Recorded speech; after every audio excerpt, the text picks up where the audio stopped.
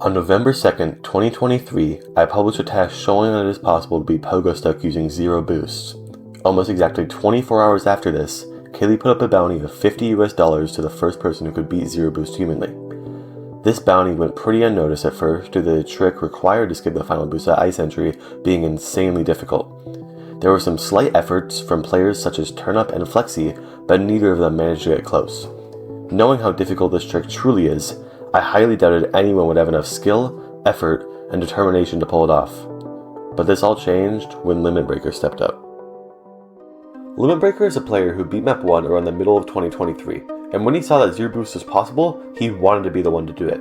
He knew it would be tough since he was a much lower skill level than all top players, not even having sub 4 on Map 1, but that didn't discourage him.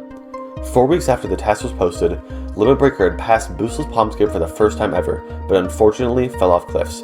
Right after this, LimitBreaker tried for an insanely long time, yet couldn't pass Palmscape again, leaving him demotivated and giving up. But 3 months later, he was back, and more motivated than ever. In those months, his skill increased greatly, and was able to fully de-rust into Palmscape again in just 3 days. He fell from cliffs again, but this time, he wasn't going to give up on Palmscape. He was able to get it in just 2 hours. After failing yet again, he decided to take this opportunity to practice, doing a 2 boost run and completing it on March 3rd, 2024. The next day, he had finally reached Ice Entry boostless for the first time ever, and 2 days after that is when we saw LimitBreaker's real potential.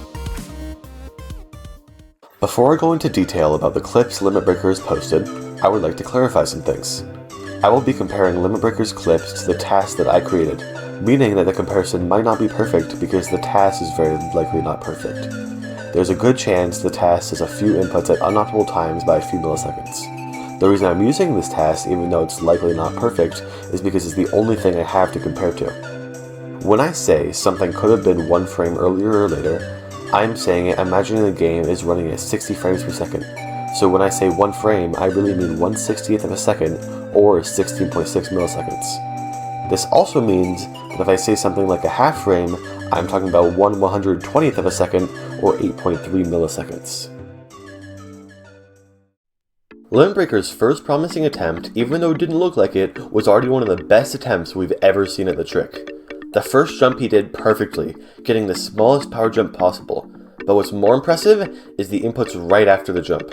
Your goal here is to be holding right during the jump, and then immediately after switch to holding left. LimitBreaker did this too good. Within a quarter of the frame after the jump, he released right and started holding left, doing it as perfect as you possibly can. Unfortunately, this ended up being too good. Since he pressed left earlier than what is even possible using the task, he ended up grabbing higher up on the slope than he should have, leaving him with not enough time to rotate. LimitBreaker's second good attempt was better than anyone imagined. He again got a perfect first jump, and unlike the first attempt, he did the inputs for the next part exactly how the task does it, releasing right on the exact frame needed, as well as pressing left exactly after the jump.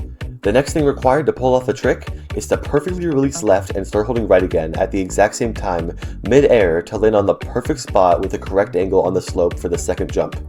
Unfortunately, LimitBreaker started holding right just 1 frame too late, making it impossible to grab onto the ledge of ice with the correct angle. LimitBreaker's third good attempt was extremely similar to the second. This time, he was 1 frame off the right release into left hold after the first jump. But what he did after was the crazy part.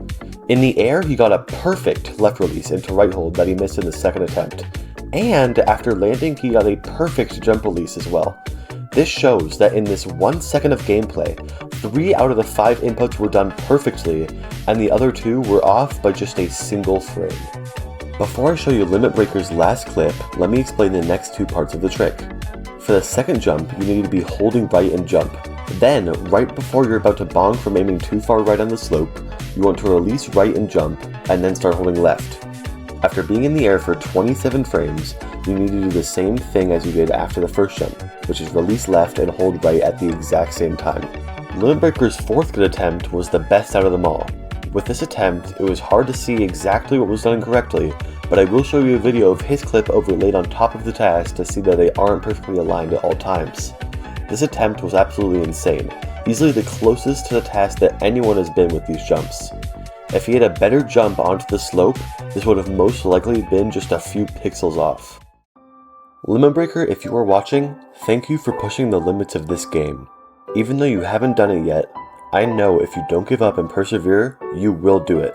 In just 2 days, you showed clips of progress that nobody could come close to in 4 months. Even in just the editing process of this video, you had another good attempt. I hope this video motivates you and others to not give up and see that Zero Boost with enough effort will be done. Good luck.